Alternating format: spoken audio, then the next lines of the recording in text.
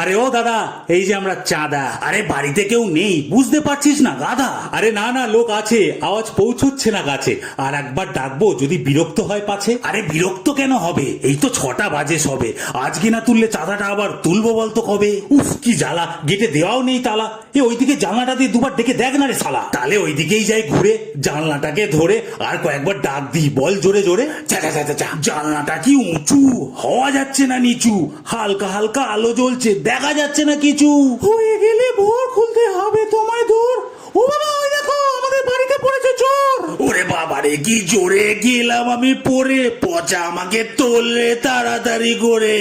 এ আবার কি জ্বালা, এ বদনা ওরে পালা, ওর বাপ লাঠি নিয়ে বেরিয়েছে, খুলে ওদের তালা।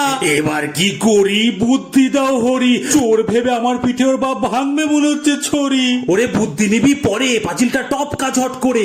এদিক ওদিক না দেখে ভাই দৌড় দে সোজা জোরে। আমার ওপরে কি অত্যাচার, মুখ থেকে উঠেছিলাম আজকে কার। এই পাড়াতে চাঁদা কাটতে আসবো না আমি আর।